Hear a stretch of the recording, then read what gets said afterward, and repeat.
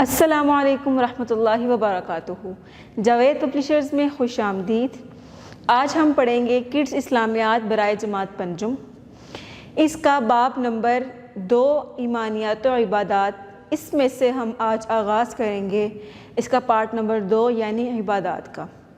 عبادات کا سبق نمبر 1 صفحہ نمبر 21 پر زکوٰۃ کے متعلق آج ہم جانیں گے۔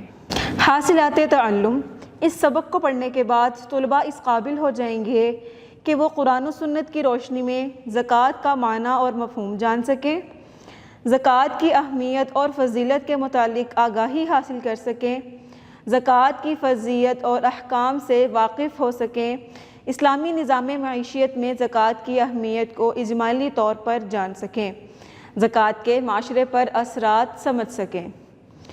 زکوٰۃ کے معنی اور مفہوم: زکوٰۃ اسلام کا تیسرا اہم رکن ہے۔ زکوٰۃ کے لغوی معنی پاک کرنا یا نشوونما پانا ہے۔ پاک کرنا: زکوٰۃ پاک کس چیز کو کرتا ہے؟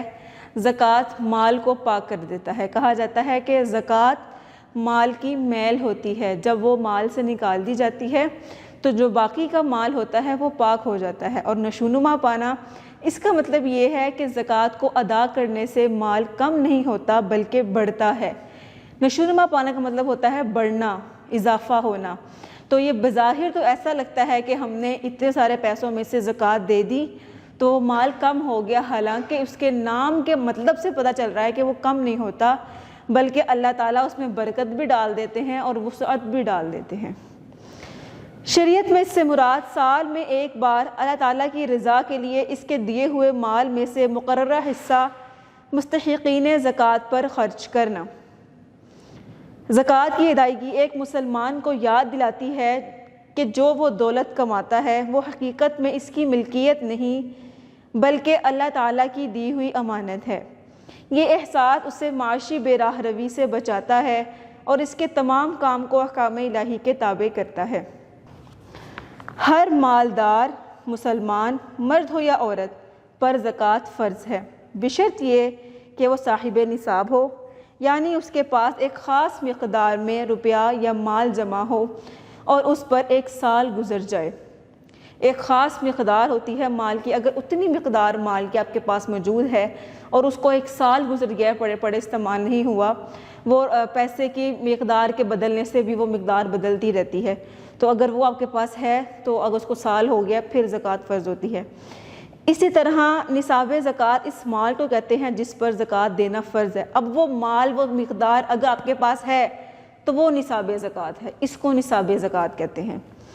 یہ زکوٰۃ غریبوں، مسکینوں، اللہ کی راہ میں جہاد کرنے والوں، جیسے فوجی ہیں آج کل یہ اللہ کی راہ میں جہاد کرنے والے ہیں، اپنے ملک کی حفاظت کرنے والے، قیدیوں کو چھڑوانے، یہ وہ قیدی ہیں جو جنگ ہوتی ہے اس کے اندر سے جو قیدی جن کو قید کر لیا جاتا ہے ان کو چھڑوانے کے لیے جو پیسے دیے جاتے ہیں۔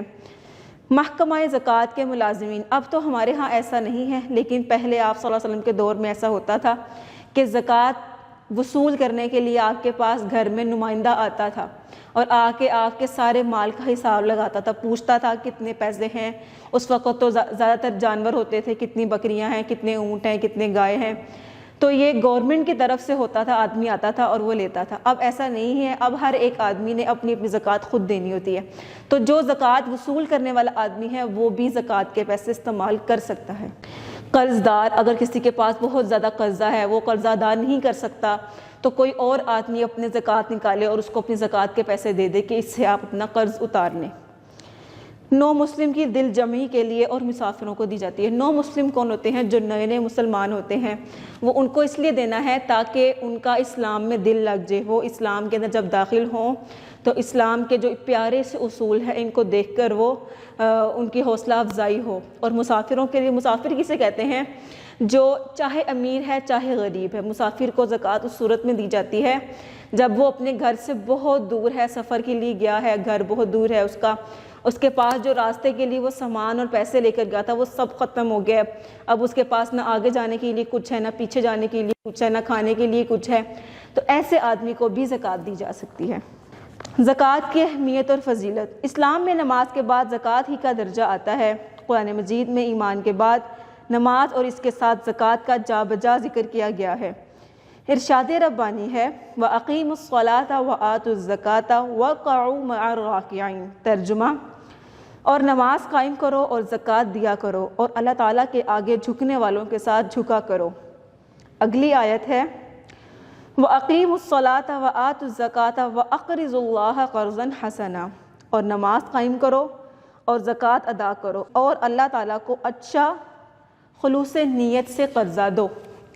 یہ زکوٰۃ جتنے بھی ہم اللہ کے راستے میں جو بھی چیز خرچ کر رہے ہیں، صرف زکوٰۃ نہیں، اور بھی جو بھی چیز ہم اللہ کے راستے کے لیے جو کبھی ہم کچھ پکا کے بانٹتے ہیں، کبھی ویسے ہی کچھ بانٹتے ہیں، اس کو ہم کہتے ہیں کہ یہ ہم نے اللہ کے نام پر دیا۔ یہ جو اللہ کے نام پہ ہم کسی کو بھی دیتے ہیں، زکوٰۃ بھی اسی میں شامل ہے، یہ قیامت کے دن ہمیں دگنی ہو کر نیکیوں کی صورت میں ملے گی۔ تو اسے کہتے ہیں قرض حسنہ، کہ اللہ کو اچھا قرضہ دو۔ یہ وہ قرضہ ہے جو آپ پیسوں کی صورت میں دے رہے ہو اور قیامت کے دن آپ کو نیکیوں کی صورت میں ڈبل ہو کر ملے گا۔ یہ ہوتا ہے قرض حسنہ۔ زکوٰۃ اللہ تعالیٰ کے ساتھ نفع بخش تجارت ہے، اس سے مال میں برکت ہوتی ہے۔ نفع بخش تجارت یہ کس طرح ہے کہ آپ نے دیے پیسے اور آپ کو قیامت کے دن دگنا ہو کر نیکیاں ملی، تو یہ کتنی اچھی تجارت ہے اللہ تعالیٰ کے ساتھ، اس سے مال میں برکت ہوتی ہے۔ یہ میں آپ کو بتا چکی کہ برکت کس طریقے سے ہوتی ہے۔ آگے مزید جانیے۔ اسلام کا نصاب زکوٰۃ 7.5 تولہ سونا، 52.5 تولہ چاندی یا اس کی قیمت کے برابر نقد رقم ہے۔ نقد رقم کہتے ہیں پیسوں کو۔ سونے میں کتنا ہونا چاہیے؟ 7.5 تولے۔ چاندی میں کتنا ہونا چاہیے؟ 52.5، 52، 52.5۔ اگر اتنا ہے یا جتنے کی یہ چیزیں آتی ہیں اتنے پیسے ہیں تو زکوٰۃ ہے۔ مقروض کو قرض کی ادائیگی کے لیے زکوٰۃ کی رقم دی جا سکتی ہے۔ آپ صلی اللہ علیہ وآلہ آلہ وصحبہ وسلم کا فرمان ہے، جو شخص اللہ تعالیٰ کی راہ میں کوئی چیز خرچ کرے اس کے لیے وہ چیز 700 گنا بڑھا کر لکھ دی جاتی ہے۔ اللہ کی راہ میں اگر آپ نے 1 روپیہ دیا تو آپ کو 700 گنا بڑھا کر دی جاتی ہے۔ 1 روپیہ دینے کے عوض میں 700 روپے۔ ایک چھوٹی سی مثال ہے، یہ آپ کو دیا جاتا ہے۔ اگر آپ نے 2 روپے دیے 1400، اس طرح بڑھاتے جائیں تو زکوٰۃ تو کافی سارے پیسے ہوتے ہیں، تو خود سوچ لیں قیامت کے دن وہ کتنے زیادہ بڑھا کر دیے جائیں گے۔ قیامت کے دن تو نیکیاں دی جائیں گی اور دنیا میں کتنے سارے بڑھا کر دیے جائیں گے، 700 گنا دنیا میں بڑھا کر دیا جاتا ہے۔ اسلام نے لوگوں کو ایسا معاشی نظام مہیا کیا ہے جس میں دولت پر با اثر لوگوں کی اجارہ داری قائم نہ رہے اور دولت کا بہاؤ امیروں کے ساتھ ساتھ غریبوں کی طرف بھی رہے۔ اس کا مطلب یہ ہے کہ صرف ایک ہی بندے کے پاس پیسے نہ رہیں، کبھی کسی کے پاس، کبھی کسی کے پاس، کبھی کسی کے پاس جاتے رہے، کیونکہ اس سے کوئی انسان یہ نہ سمجھے کہ یہ پیسے میرے ہیں اور اس پر میرا ہی حق ہے۔ اس چیز کو ختم کرنے کے لیے اسلام نے کتنا پیارا اصول نکالا ہے کہ آپ پیسے دیتے رہو، آگے دیتے رہو، اپنی ضرورت پوری کریں آگے دے دیں، اپنی ضرورت پوری کریں آگے دے دیں، آگے دے دیں، آگے دے دیں۔ شریعت میں اسلامی حکومت پر زکوٰۃ حاصل کرنے اور اس کی تقسیم کی ذمہ داری عائد کی گئی ہے۔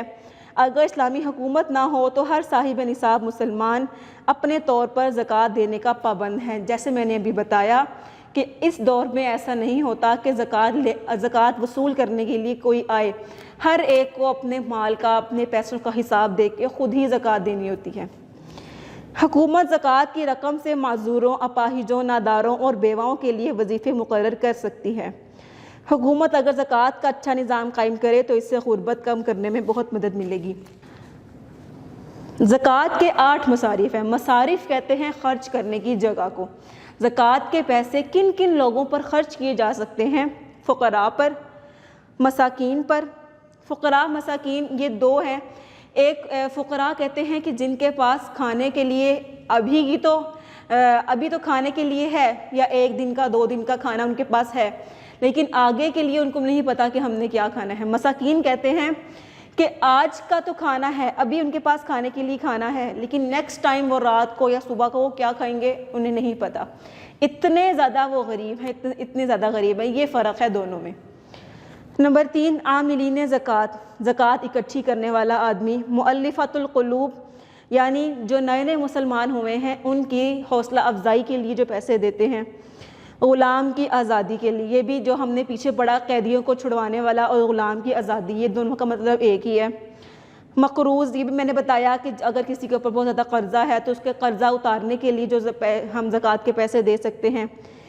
فی سبیل اللہ، اللہ کی راہ میں، یعنی جہاد کرنے والوں کو دے دینا، یا پھر جو لوگ جو ہم اللہ کے راستے میں جو ویسے ہی دیتے ہیں پیسے، وہ زکوٰۃ کے لیے دینا۔ خاص طور پہ اس سے مراد یہ ہے کہ جو اللہ کے راستے میں جہاد کے لیے نکلے ہوئے ہیں لوگ، ان کو دینا۔ اور مسافر، یہ بھی میں نے بتا دیا کہ مسافر کون سا۔ زکوٰۃ کے معاشرتی اثرات۔ زکوٰۃ ادا کرنے سے اللہ تعالیٰ کی خوشنودی حاصل ہوتی ہے۔ زکوٰۃ سماجی مساوات اور اتحاد کا ذریعہ ہے۔ زکوٰۃ ادا کرنے سے آپس میں محبت اور تعاون بڑھتا ہے۔ زکوٰۃ انسان کی نیکی کی طرف مائل کرتی ہے۔ زکوٰۃ امیر اور دولت مند افراد کے دلوں کو دولت کے لالچ اور اس کی حرص سے پاک کرتی ہے۔ زکوٰۃ معاشرے سے غربت کے خاتمے اور انسانی فلاح و بہبود کا ایک اہم ذریعہ ہے۔ صاحب نصاب مسلمانوں کو زکوٰۃ کی ادائیگی میں کوتاہی نہیں کرنی چاہیے۔ زکوٰۃ کی ادائیگی سے نہ صرف ضرورت مندوں کی ضروریات پوری ہوتی ہیں بلکہ اس سے معاشرہ اور ملک خوشحال ہوتا ہے۔ ہماری ویڈیو دیکھنے کے لیے بہت بہت جزاک اللہ۔ کوشش کریں ہم نے جو پڑھا اس پر عمل بھی کریں، یعنی اپنے پیسوں میں سے کچھ تھوڑا بہت اپنا حصہ نکال کے وہ غریبوں میں بانٹیں۔ اپنا بہت سارا خیال رکھیے گا، اپنی دعاؤں میں یاد رکھیے گا۔ مزید ویڈیوز دیکھنے کے لیے جڑے رہیں بولتی کتابوں کے ساتھ۔